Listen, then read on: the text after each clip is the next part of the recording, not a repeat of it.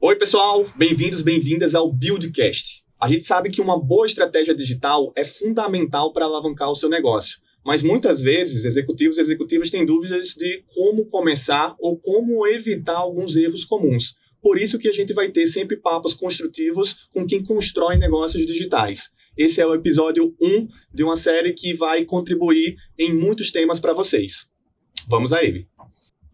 Hoje, o convidado é o Thierry Galvez, que apesar desse nome gringo, é um paulistano de Pirituba, ilhabelense de coração, quase 20 anos de atuação em negócios digitais por múltiplas empresas, estão passando por gigantes varejistas como a então Nova.com, que mudou tanto de nome, mas atualmente é Grupo Casas Bahia, depois Carrefour, o maior grupo educacional da América Latina?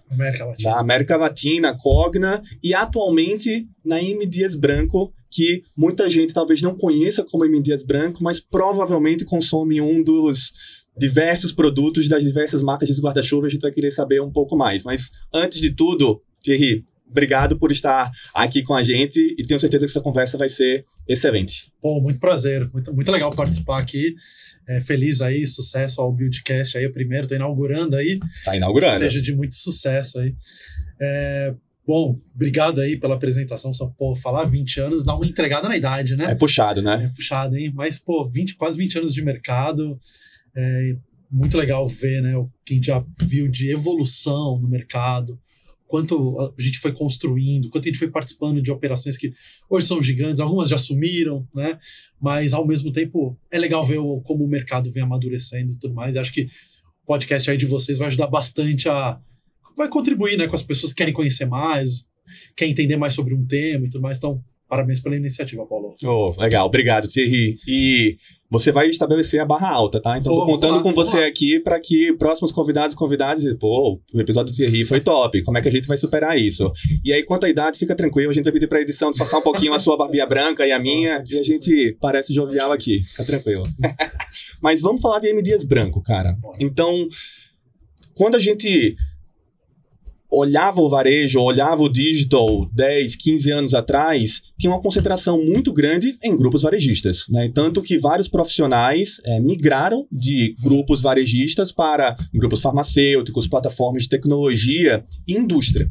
E quando a gente fala de indústria, a gente sabe que, como tudo na vida, ônus e bônus. Então, existe um cenário de evolução, mas existem velocidades e culturas completamente distintas. Então, a primeira pergunta é: como é que essa jornada, depois de ter passado por tantas outras caixinhas, está sendo atravessada na M. Dias Branco? Explica primeiro o que é M. Dias Branco, há quanto tempo você está lá e quais são os seus desafios? Cara, a M. Dias, ela é uma gigante, né? Ela é a maior empresa, a maior indústria de massas e biscoitos do Brasil, da América Latina também. É uma empresa gigante. Aqui em São Paulo, né, a gente acaba conhecendo mais pelas marcas, né, de consumo, que tem Piraquê, Adria, Jasmine, né, uma marca de granolas, aveias, mas tem Vitarella. Cara, Vitarella é a maior marca de biscoitos do Brasil. Eu não sabia disso antes de entrar na M. Dias.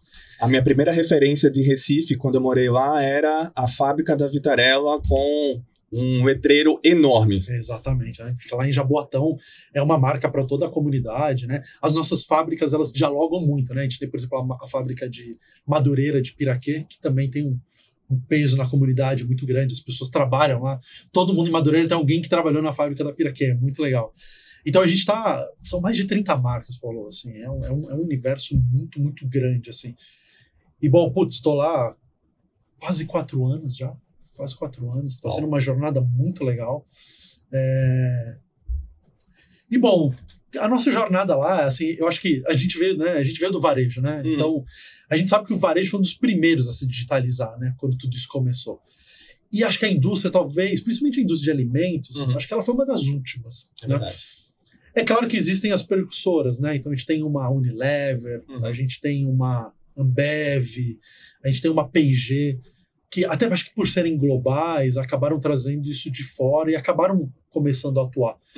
Mas eu acho que as nacionais, né, e principalmente as mais de mais de alimento mesmo, assim, né? Porque uma coisa é você vender um whisky, você vender... Exato. Mas você vender um biscoito cream cracker pela internet é uma coisa relativamente nova, né? Pensando que a gente já compra no e-commerce há, sei lá, 20 anos, provavelmente, né? Aqui no Brasil.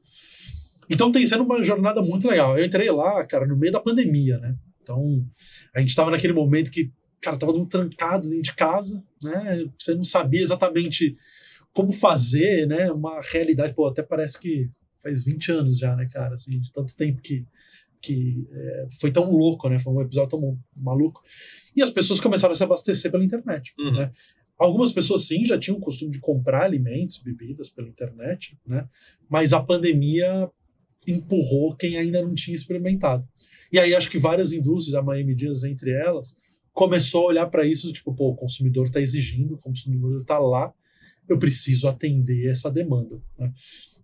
E, bom, cara, a indústria ela é muito diferente do varejo, né? A gente trabalhou juntos no Carrefour, né? Pois é, né? Tipo, é bom até trazer esse tema, né? Que no Carrefour a gente teve uma experiência tripla, né? Então a gente se conheceu lá no Carrefour em 2017, 18, e o Carrefour, com esse clássico do varejo multidepartamental, então sortimento próprio de 1P, já uma operação com um desafio muito grande do marketplace, então de alavancar os services, produtos, SKUs, mas tinha uma terceira unidade de negócio tão forte que era o food, né? Então é esse varejo alimentar dentro do e-commerce, porque quando você fala, e a gente acompanha e é responsável por muitos indicadores, que um item que tem uma recorrência, que tem uma compra com menos fricção, é o sonho e desejo de muitos gestores e gestoras de operações digitais, né? Então, quando a indústria tem uma marca forte, tem um produto com um ticket que muitas vezes não tem um processo de compra tão longo, imagina, caramba, por que por último, né? Tipo, por que não um dos primeiros?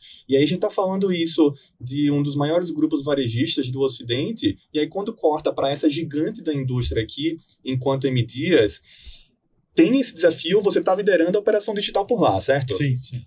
Quando imagina, poxa, se tem tanto aspecto positivo, claro que deve ter muitos desafios que inviabilizam esse cenário. E aí, de uma forma que você possa falar, naturalmente, a MDS tem capital aberto? Tem. Tem capital aberto. Então, as informações públicas, mais Claro, um pouquinho do que você puder compartilhar no dia a dia também, principalmente em relação a desafios. Você tendo passado por educação, tendo passado por varejo, inclusive varejo alimentar, quais são esses principais desafios que quando você enxergou ao longo desses 4 anos, durante a pandemia, pós-pandemia, cara, a indústria é diferente, é realmente diferente. É diferente como? Por quê? Cara, uma das coisas mais legais que eu vi, assim, a gente, quando, né, trabalhando no varejo, até quando eu estava na Cogna também, de educação, você fala com o consumidor final, né, no dia a dia.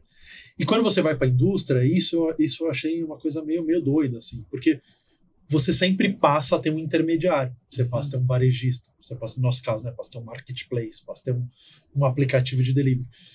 Então, acho que uma das coisas que eu mais estranhei foi essa ausência de contato. Porque lá no Carrefour era muito legal. No Carrefour, no Pão de Açúcar, né, um dos lugares que eu passei.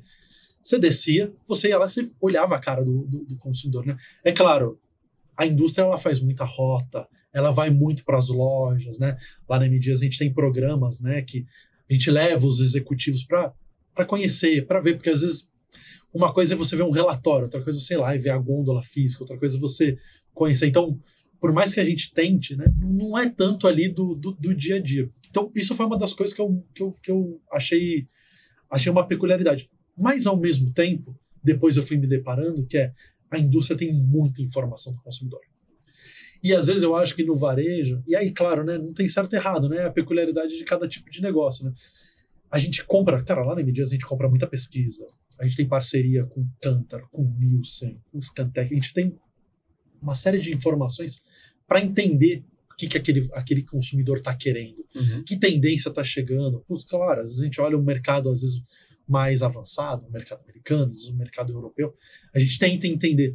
Então, é legal, porque assim, ao mesmo tempo que você não tem ali né, tipo 1 a 1 com o consumidor, você é muito bem abastecido de informações.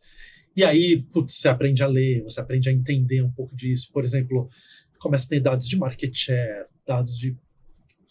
Para o varejo, claro que existem estudos assim, mas para a indústria você leva isso muito mais como um norte, né? O varejo, pelo menos, né, quando eu estava, Isso é muito pautado ali na venda, né? É a venda do dia, é a venda da hora, é a venda do mês. Retail is detail, né? Tem que ser muito específico. Na própria Nova, as metas eram de 30 em 30 minutos, né? Então, receber aquele painel, poxa, nos últimos 30 minutos estamos disso.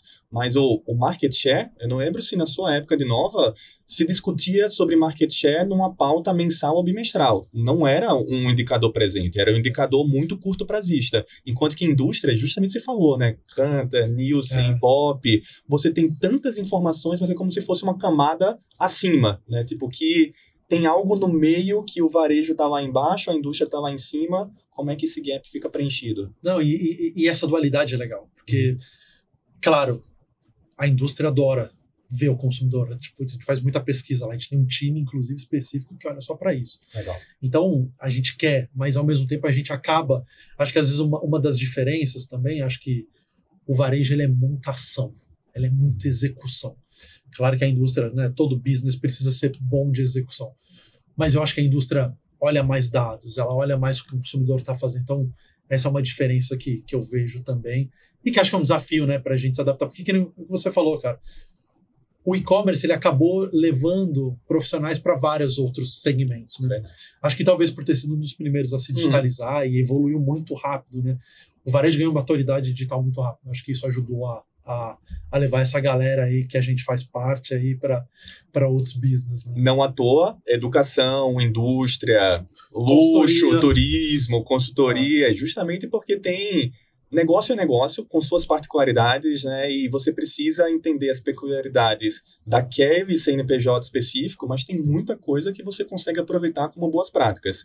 E, Thierry, a gente poderia falar de N caminhos dentro de digital e indústria. Mas para a gente ficar ainda restrito a esse primeiro episódio, que o pessoal precisa assistir para a gente ter próximos, vamos concentrar no que você já falou para mim em outros momentos, na terceira onda da publicidade digital, no famoso retail media.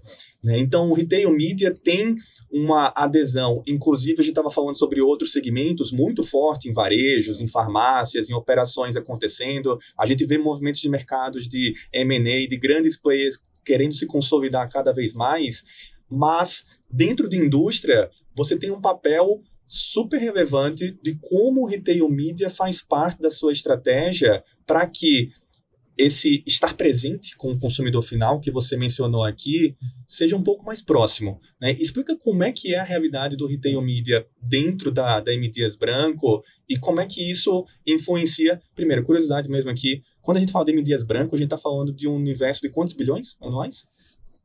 De 10, 11 bilhões de faturamento. Brasil, Uruguai também, né? Que já tem agora. A gente já internacionalizou também. Aí para começar a falar espanhol aqui, não, né? Tipo... Não, ainda não. Pô, quem sabe no próximo episódio, né? Ok, entendi. Tudo bem. Vamos, quando a gente tiver um Buildcast espanhol, a gente adapta isso. Muito bem. Mas esse papel do retail media, porque você cuida de todas as estratégias de mídias digitais de M. Dias Branco, nessa operação que tem os seus mais de 10 bi, nessas operações também internacionais, mas o retail media nesse canal. O que é o retail media? Primeiro, por favor, eu sei que você inclusive é palestrante de eventos de retail media no Brasil. Explica um pouco o que é o retail media e como ele está presente dentro do seu dia a dia. Cara, acho que esse é o ponto, né? Acho que você definiu bem, né? O retail media, ele é a terceira grande onda, né, da publicidade. A gente teve a busca lá atrás, a gente teve as redes sociais. E por que isso está acontecendo, né? Os varejistas, eles entenderam que eles tinham uma potência gigantesca, que era toda a audiência, né? Eu como indústria, né, eu ter acesso a essa audiência, saber, cara, o Paulo, quando ele compra o meu biscoito recheado, ele compra também tal produto, ele compra nesse horário, ele gosta dessa marca. Essa é uma informação super valiosa, não para eu saber, mas para eu ativar também. A gente pega lá na M. Dias, por exemplo, às vezes a gente entendendo por cross-sell, por exemplo, a gente vai para buscar outras marcas para fazer collabs, por exemplo, com base em informações que a gente recebe. Então, acho que essa é a importância. Eu vou voltar um pouco, Paulo, até para explicar, né? Então, lá na M. Dias eu olho para toda essa frente de digital, né? Então, o papel do meu time é como que a gente vende mais os nossos produtos no ecossistema do digital. Seja um marketplace como uma Amazon, seja um aplicativo de delivery como o iFood, seja em varejistas, né, como Pão de Açúcar, como Zona Sul, lá no Rio de Janeiro. Isso falando só do B2C. A gente tem outras vertentes. A gente tem o B2B, que eu vendo para pequenos varejistas, né, para distribuir o meu produto. Além do D2C também, que a gente também tem. Depois a gente pode abordar um pouco. Porque acho que o principal ponto do B2C é a questão do retail media hoje em dia. Então, hoje para a gente, ela é uma ferramenta muito poderosa. Então, sei lá, para a gente fazer um lançamento de um produto, nas datas sazonais, por exemplo, eu quero focar num determinado produto. Eu sei que aquele varejista está estocado daquele produto. Putz, vamos fazer uma ação para a gente escoar, de repente. Então, o Retail Media, ele traz isso como uma ferramenta para a gente da indústria, né? A gente sempre teve, né, assim como uma loja física, né, o e-commerce ele é uma loja também. Então, lá na loja física, a gente tem todo o time de trade que compra ali a ponta de gôndola, faz uma parceria ali com o varejista para colocar uma ilha lá com o lançamento. De certa forma, o Retail Media está ajudando o online a se desenvolver nesse sentido também. E aí, claro, puxando um pouco a sardinha, né, para o nosso lado, que o biscoito, no caso. Né? O biscoito, puxando o cookie para o nosso lado, cara, com a porrada de dados que a gente consegue ter, né, que às vezes não necessariamente offline tem. Então, o Retail Media ele tem ajudado muito a gente nessa frente de pegar, cara, eu tenho um lançamento de Vitarella que eu quero trabalhar naquela região, naquele modelo, eu consigo criar uma campanha, muitas vezes rodar, né? A gente tem uma agência lá que ajuda a gente, né? Uhum. Do jeito que eu quero, da forma que eu quero. Então, esse poder de auto-gerir a campanha, auto-gerenciar a campanha e ao mesmo tempo ter 100% das escolhas, acho que é uma coisa super poderosa para a gente na indústria. Cara, isso é incrível, Thierry. É incrível, porque quando a gente fala de negócios digitais, a gente está falando de negócios, né, que, por sinal, estão utilizando o digital. Mas quando você faz essa analogia da loja física com o e-commerce, ambos são ambientes de compra, são ambientes de negócio, mas cada um com as suas particularidades. Então, o efeito de iluminação, de cheiro, de roteirização que a loja física precisa ter, passa por usabilidade, esse enorme volume de dados, conteúdo, né, como isso reflete. Mas, cara, tangibiliza um pouco mais. Conta um exemplo, um case de retail media que vocês tiveram com alguma das marcas de MDias, só para quem está vendo e ouvindo a gente consiga entender um pouco melhor. Legal. Cara, eu vou começar citando que é um recém-lançamento da casa aí, que é um produto super importante pra gente. A gente recentemente lançou um novo lamen, sabe? Legal. Um macarrão instantâneo. E, ao contrário dos nossos concorrentes, a gente tem um diferencial que muitas pessoas não sabem, mas quando a gente compra um macarrão instantâneo, ele foi frito no processo de produção. E a MDias conseguiu lançar a gente está lançando em 2 marcas, né, principalmente, a Adria e Isabela. Isabela é uma marca nossa do sul do país, também muito forte. E a gente conseguiu fazer ele sem a fritura. Então ele é mais saudável do que o dos nossos concorrentes. Ele é massa, não é frito. Ele exatamente, cara, exatamente. E aí a gente dá a contar isso para os consumidores, né? E, acima de tudo, a gente queria que os consumidores provassem, porque o produto ele é tão bom quanto o que é frito. Então, a gente quis fazer uma superação de distribuição de produtos. A gente tem uma parceria na MDias muito forte com o iFood, né? E aí a gente fez uma ação com eles que, através de Retail Media, dentro do aplicativo, a gente distribuiu, cara, foram quase 400 mil unidades de sample. E aí a gente distribuiu esses produtos. Quantas unidades? 400 mil, cara. Foi muito legal, cara. Foi muito legal. Foi uma forma de, literalmente, colocar o produto, né, para as pessoas experimentarem. E, cara, foi incrível. A gente usou todo o ecossistema do iFood, de Retail Media. Cara, eles foram super parceiros nossos, né? A gente conseguiu distribuir. Cara, a gente viu o nosso market share de macarrão instantâneo crescer pra caramba, né? Não posso dar os números aqui, mas a gente viu crescer, porque o iFood a gente tem essas informações com eles. E, cara, foi um super lançamento, né? É um super lançamento, é uma super aposta para esse ano, né? A gente na MDias. E a gente conseguiu, através desse ecossistema de Retail Media, mostrar para as pessoas, né, o lançamento desse produto, colocar no carrinho delas, né? E fazer isso que que a gente queria fazer as pessoas experimentarem. Porque não adianta falar, não adianta... Porque as pessoas sempre falam assim, pô, mas as pessoas têm a noção, né? Pô, você é frito, é mais gostoso. Né? E, cara, nesse caso não é verdade. Ele é tão bom quanto, né? Não tô vendendo aqui não, tá? Experimentem aí, pessoal de casa. Aí. Depois podem cobrar. Cobrem o pau, na verdade. Vou pedir cupom pra você no iFood. Pode pedir. Então, foi muito legal. E, cara, se você não se importar de eu colocar um segundo aí... Por favor. Quanto mais exemplos, melhor. Não, legal, cara. A gente tem um case dentro de casa que, putz, a gente tem um super orgulho aí, porque, de verdade, foi uma mudança lá na MDias que a gente fez. A gente relançou, um tempo atrás, a linha de cookies da Piraquê, né? E aí a gente fez uma brincadeira, né, que a nossa agência, né, ela identificou que sempre que a gente fala de cookies, né, a gente que hoje em dia trabalha, a gente sabe o que é um cookie num ambiente digital, né? Uhum. Mas todo dia que você entra num site novo, você fala assim, você quer aceitar os cookies e tal? E, cara, eu tenho certeza, a maioria das pessoas... A gente vai no automático, né? Tem a menor noção do que é, né, cara? Uhum. E aí a agência teve uma super sacada que é, e se a gente oferecesse cookies de verdade, né? Pra quando a pessoa pegasse esse... Genial. E aí a gente montou um case que foi o Aceita Cookies, e a pessoa entrava, a gente fez uma parceria com o UOL, né? O time do UOL também, super parceiro lá da gente na MDias, onde a pessoa entrava no UOL, aparecia o pop-upzinho ali, sabe? O pop-up também é de velho, hein, cara? Pô, mas tudo bem. Edição, lembra da Barba Branca, tá? Por favor. E aí a gente, quando a pessoa entrava no UOL, ela via lá, aceitar cookies de verdade.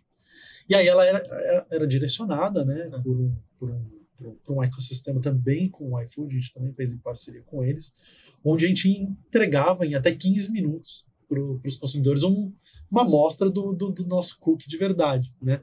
A gente também fez diversas ativações de retail media, né, junto com o iFood para também divulgar isso.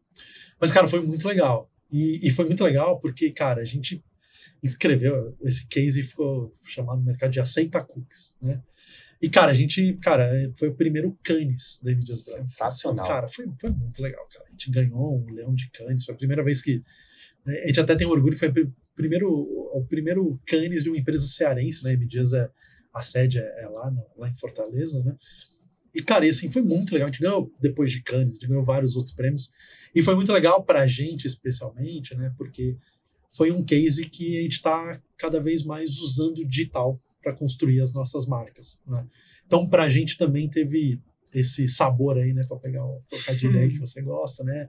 Teve um sabor especial porque, cara, foi um case construído com um player digital, totalmente no ambiente digital, e que chegou na casa das pessoas, né? Então, acho que a gente estava falando um pouco, né, dos desafios, né? A indústria ainda tem um pouco da questão da mentalidade, né? De você cada vez mais usar esses canais como uma ponte com o consumidor. Perfeito. Então, quando a gente encaixou um case desse, além de ter ganhado os prêmios e tudo mais, foi super legal. E também, né, não ficando só na questão de prêmio e tudo mais, a gente teve uma repercussão legal em vendas também do produto naquele momento que a gente fez a ação, que no fim é o mais importante de tudo, né? Esse é um gancho excelente, Thierry, porque além do todo lado biscoiteiro, mantendo outros trocadilhos, né, esse case é espetacular. Então, assim, todo mundo que trabalha com marketing, com publicidade, falar sobre Cannes é uma chancela de respaldo, de reconhecimento, mas quando a gente está falando de negócio, a gente precisa colocar números, a gente precisa colocar indicadores. Então, você já trouxe um número que foi impressionante, que vocês conseguiram viabilizar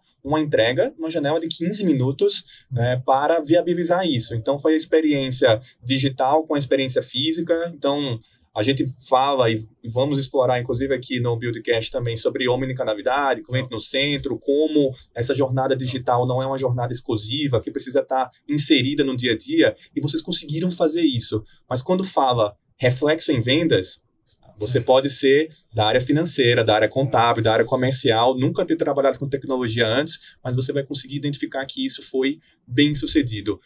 Como é que são os indicadores em projetos como esses dois cases que você mencionou? Então, o primeiro do Lamen tem um quesito de projeto, de lançamento, de visibilidade, né? Enquanto que os outros cookies é uma questão mais de consolidação, de recall de marca. Como é que a gente consegue trazer números para dizer, equipe da indústria, olha como o dígito está ajudando você a alavancar um pouco mais os seus mais de 10 bilhões anuais de faturamento? Cara, eu acho que um ponto importante, cara, que o retail media, acho que ainda nem todo mundo teve essa sacada ainda, a gente tende a pensar no retail media como exclusivamente conversão. E, cara, e não é. A gente consegue usar o retail media para todas as etapas aí do antigo funil de marketing aí, né? Uhum. Porque até pensando, né, na jornada de cada tipo de produto, né? Cara, você pode saber hoje de, por exemplo, uma granola, a gente tem Jasmine, né, que é uma marca de produtos veganos, produtos sem glúten. Eu tô me perdendo da quantidade de marcas. Dá só uma dimensão em dezenas. A gente tá falando de... Cara, são mais de 20. Uau! São mais de 20. Quase 30, assim. Claro que tem as marcas que a gente trabalha mais comunicação e tudo mais, mas quando a gente pega, cara, tem marca de farinha, tem marca de margarina, tem marca de bolinho. Cara, a M. Dias é gigante. Mas a gente tende sempre a pensar só no funil de conversão. Mas, por exemplo, pegando o exemplo de Jasmine, né? Cara, a gente, às vezes, você por exemplo, é uma pessoa que tem intolerância a glúten. Uhum. Cara, quando você vê um pão sem glúten, cara, você para o que você está fazendo, você compra na hora. Porque, Isso aí. claro, às vezes você mora numa capital, você tem mais fácil acesso. Mas, cara, você pega um carro que dirige 20 minutos para uma cidade que você não tem, né, esses grandes hortifrutis e tudo mais, a pessoa para e compra. Então, a gente brinca lá, né, que a gente trabalha com categorias que tem funis colapsados. O cara pode conhecer o seu produto agora e no momento seguinte a comprar para experimentar. Uhum. Né? Principalmente porque tem muito produto além, quando ele tem uma funcionalidade, como são os exemplos de Jasmine, tem muito produto, tem uma questão da indulgência. Você olha ali o biscoito e fala, cara, quero provar. Pô. A gente que trabalha lá junto com os aplicativos de delivery, o cara fala assim, cara, eu mereço um biscoitinho, pô, tive um dia cheio aqui, quero ter esse momento, né, de prazer. E alguns gatilhos, né? Então, o horário perto da sobremesa, ou um clima chuvoso, Perfeito. ou quem sabe, tipo, numa véspera de feriadão, tô trabalhando aqui, eu quero ter essa autoindulgência. Perfeito. Então, eu acho que o retail media, ele permeia tudo isso. Então, por exemplo, vocês deu o exemplo lá do sampling. Ali é uma ação que, por mais que tenha refletido em vendas e tudo mais, o que a gente queria, no fundo, era distribuir esses produtos de uma maneira eficiente e com um custo de distribuição menor. Então, quando eu fecho uma ação dessa, eu estou naturalmente comparando ela com outras formas de distribuir esse produto. E esse, por exemplo, ele é muito bom. Por quê? Porque eu estou tirando o produto lá do supermercado que está perto do consumidor. Então, eu não preciso tirar de um centro de distribuição, mandar. Não, já tem um mercado que está pronto para fazer isso. Então, claro, né? Ali eu vou olhar para esse tipo de custo. Claro, eu quero entender quantas pessoas eu impactei, eu quero entender com as mídias que eu tive, quantas impressões eu tive, né? Quantas pessoas eu impactei, tanto do ponto de vista de mensagem quanto do ponto de vista de receber também. Então, às vezes a gente fica muito claro, né? Tem toda a frente de ROAS, de conversão, de venda. E claro, isso toma um tempo importante. Tem uma parte do time que está olhando para isso, cara, 5, 7 dias por semana para entender como está a nossa venda, como está o ROAS, como está. Mas a gente também, quando a gente leva ações desse tipo, a gente acaba olhando para outras métricas também. Porque se eu olhar para um ROAS para isso, cara, o exemplo, né, da ação de cookies, claro, não vai fechar a conta. Mas, e se eu pensar no impacto, né, de quanto eu consegui, cara, aí a gente olha por outros. Acho que o grande lance, Paulo, é você encontrar a métrica certa para cada tipo de ação. Não adianta você tentar colocar tudo na mesma caixinha, não vai funcionar. Porque senão o que você vai acabar fazendo? Promoção, desconto. E de novo, tem que fazer. Sim. Mas também você tem que saber como que você usa esse ecossistema para comunicar um lançamento novo, gerar uma experimentação. Pois é, o digital, já que a gente já entregou a idade aqui, né, algumas vezes nessa conversa, o digital deixou profissionais, principalmente profissionais que atuam com mídias, como esses exemplos que a gente está mencionando aqui, muito reféns do last click. Né? Então, poxa, o ROAS é a última interação que gerou aquela venda, então eu estou atribuindo o resultado àquilo. Então, teve o clique no aceita cookies, teve um cadastro, uma consulta, só que a gente já vê movimentos, já vê relatórios, já vê cada vez mais esse cenário de se existe um recall de marca, se existe um share, se existe uma recorrência de consideração, que foram vários exemplos que você mencionou aqui, isso faz parte do cenário de conversão no dia a dia. Se eu estou construindo a marca, se eu estou reforçando a presença dela, tanto em ambientes digitais quanto em ambientes físicos, porque a gente interage em ambos, a gente vai ter um CAC menor, a gente vai ter uma recorrência maior, a gente tem um potencial de ter um LTV maior em relação a isso. Mas é muito difícil, né? Você conseguir comprovar esse cenário. Até hoje me perguntam, poxa, se branding é tão importante, qual o percentual de branding eu vou colocar nas campanhas da minha indústria, das minhas marcas aqui? Eu vou fazer um 20-80, eu vou fazer um 30-70, eu vou fazer um 50-50, né? E você tocou muito nesse aspecto de cada campanha, cada marca está em um momento diferente e tem um objetivo diferente. Mas eu vou sair de cima do muro aqui e vou te colocar numa primeira enrascada, que é, você precisa triplicar um investimento em retail media na M. Dias Branco. Uhum.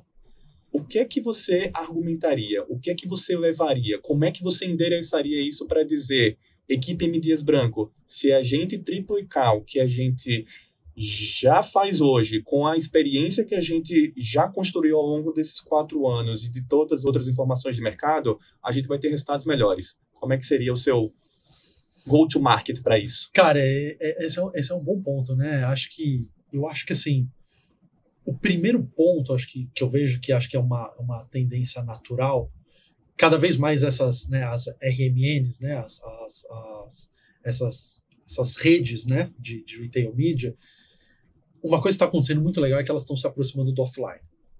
Isso para a gente na indústria é super importante, né? Você falou, putz, vamos falar muito sobre omnicanalidade. Para a gente na indústria, isso é super importante, porque não adianta nada eu fazer superação no varejista online e tal, e o cara chegar na loja e não ser impactado. Porque ainda, principalmente na indústria de alimentos, né, naturalmente, cara, 90%, 80% do consumo ainda é em loja física. Então eu acho que a gente já vê muitas redes que estão expandindo para olhar para o offline também. E isso é uma coisa muito legal, porque eu começo a puxar um pouco, tanto outras verbas, né? Verbas de trade, verbas de marcas, né? Por exemplo, isso se eu pensar na loja física, é quase que um out of home, né? Pensando do ponto de vista de mídia também. Então, eu acho que quando a gente conseguir, e acho que a gente já vê muitas redes que já estão trabalhando, integrando on e off, acho que isso é um lugar onde é um momento onde vai migrar mais dinheiro. E para a gente, especialmente no MDs, acho que seria super importante. Acho que tem outra coisa que também faria a gente cada vez investir mais, e acho que as redes, os varejistas, eles estão se preparando para isso, é compartilhamento de informação, cara. Porque às vezes eu recebo uma super proposta lá de um varejista, cara, vamos investir aqui, ó, vamos colocar o seu lançamento do seu produto aqui, tá? Falei, cara, legal, mas você precisa dividir algumas informações, eu preciso saber quanto que eu vendo com você hoje, eu preciso entender, né, eu não sei se eu vendo mais Piraquê, se eu vendo mais Vitarella, se eu vendo mais Adria, eu não sei se você, porque às vezes, claro, né, por mais que a gente tenha dados, às vezes a plataforma digital dele tem uma peculiaridade. Sim. E eu quero surfar essa peculiaridade. Às vezes o cara ele pode ser mais forte em saudáveis. Eu vou falar mais de jasmine, eu vou falar de fit food, né? E às vezes não ter esse compartilhamento. E aí, cara, tem muito varejista ainda que, às vezes acho que por política interna e tudo mais, né? A gente sabe que tem muita governança de dados, às vezes não está tão preparado também para compartilhar isso, né? Ele acaba não dividindo com a gente. Aí eu falo, cara, como que eu vou investir se eu não sei quanto eu estou vendendo, se eu não sei qual produto está vendendo mais, que marca, né? Então acho que isso também é um pouco de maturidade, cara. Porque os varejistas, né, o ecossistema, ele vai entender que para receber investimento ele vai precisar dividir informação, né? Claro, a gente está sempre predisposto a, cara, vamos entender o que dá para compartilhar, o que não dá para compartilhar. Mas acho que esses dois pilares, pensar tanto nessa omnicanalidade como esse compartilhamento de informação, acho que são coisas que fariam a gente investir cada vez mais. E eu tenho certeza que vai acontecer, cara. É um caminho meio natural, assim, sabe? Não é um se, é um quando. É um quando, exatamente. Muito bom. A gente está falando bastante de retail media e poderia falar ainda mais sobre isso, né? Até porque retail media, você mencionou que operações varejistas, né? Então talvez a indústria tenha uma realidade diferente, alguns segmentos conseguem ter margens maiores, mas muitas vezes é o que compõe o resultado de rentabilidade final. Então é você conseguir no P&L, no bottom line, trazer uma verba que não vai ter uma carga tributária tão alta, que não vai ter o CMV, que não vai ter um take rate dentro de marketplace para aquilo, que consegue injetar em resultado final. mas quando a gente olha um universo complementar ao retail media, né, tipo, para alavancar, principalmente estratégia, porque você não cuida só de retail media, apesar desses cases todos, você cuida de toda a estratégia digital lá dentro.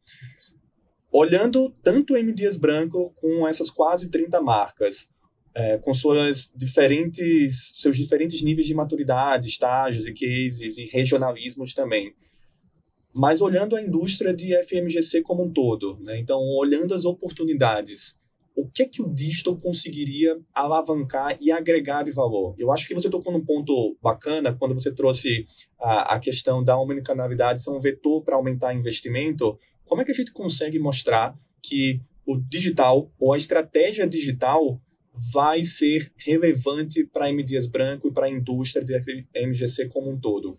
Quais canais podem ser explorados? Quais unidades de negócio podem ser melhor aprofundadas, além do retail media que você falou tão bem? Cara, claro que o digital ele vai ganhar espaço na indústria conforme a gente for crescendo a venda, né? A gente tem que cada vez ter um bolo maior. Você mesmo comentou, né? Você perguntou para mim do tamanho da M. Dias. A gente tem 10 bilhões, a gente vende 10, 11 bilhões por ano. Eu ainda represento pouco. Nosso trabalho lá todo dia é entrar para conseguir aumentar esse bolo. Então, naturalmente, ele vai crescer com base no crescimento conforme ele for mais expressivo. Mas eu acho que não pode ser só isso, sabe? Eu acho que o digital ele traz pro business uma questão que a gente tem uma profundidade de dados e insights que eles não servem só para o digital, né? Eu estava tendo esses dias uma conversa com o pessoal de trade, né? A minha colega lá que lidera essa frente de trade, ela estava me contando que ela ia comprar uma pesquisa para entender quando a pessoa compra um produto nosso, o que ela coloca na cesta e tudo mais. Eu falei para ela, mas você vai pagar por isso?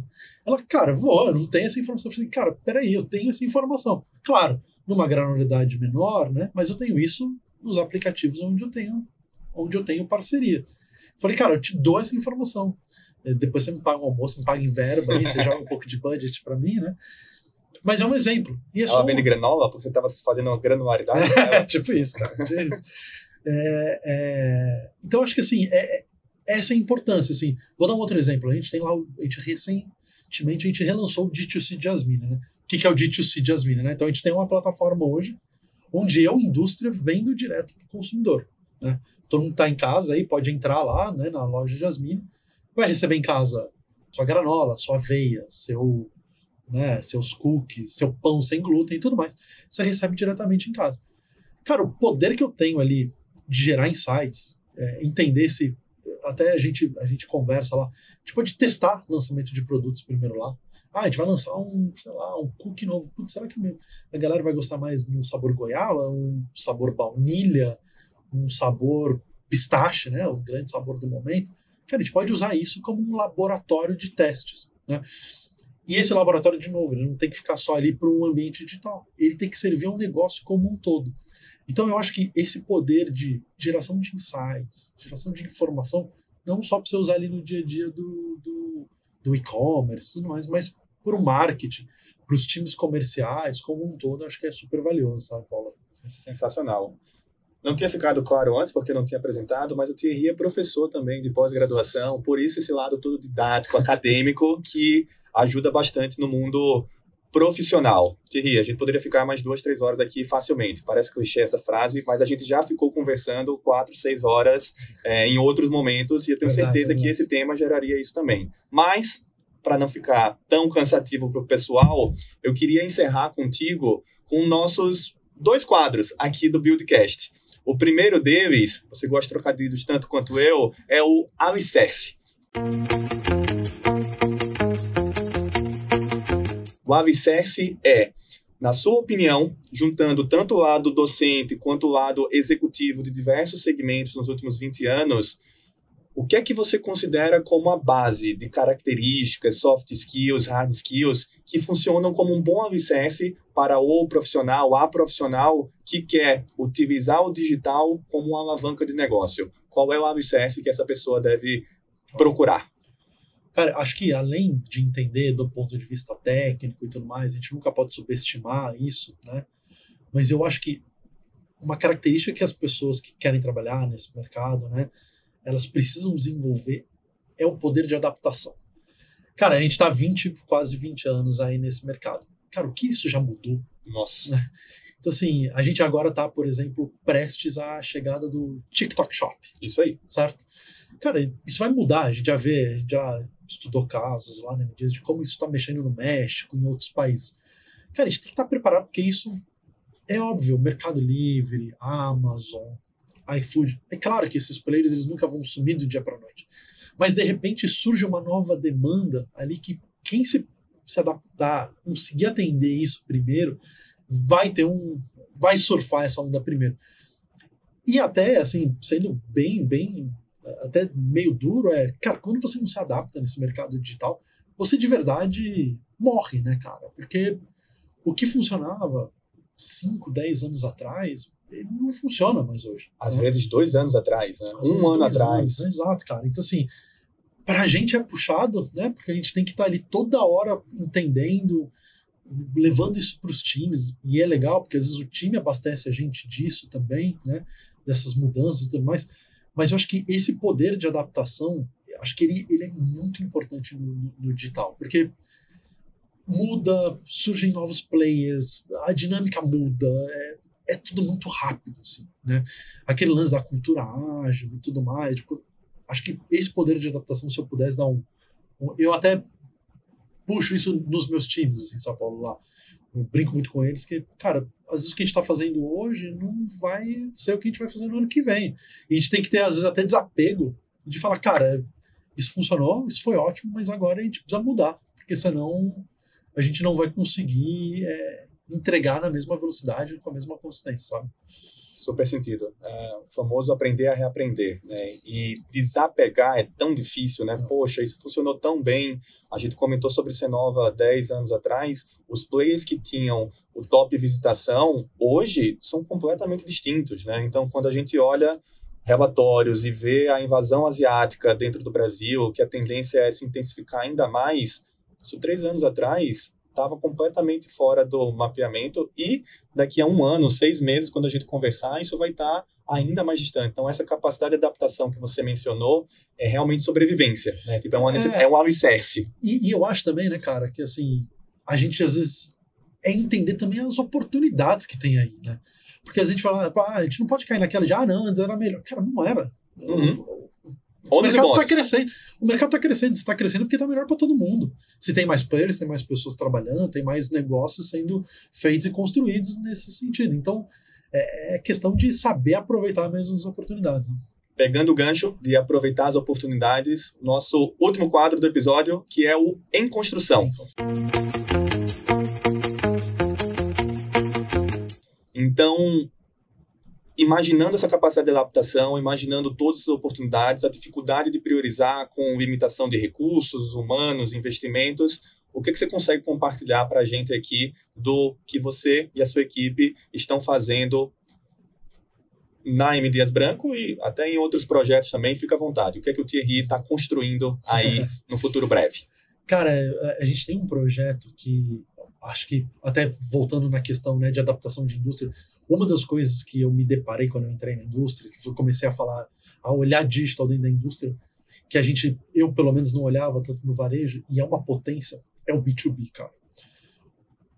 O poder do B2B para o e-commerce é gigantesco, Paulo. Assim, né, você, claro, você é um estudioso do mercado, você conhece muito, você já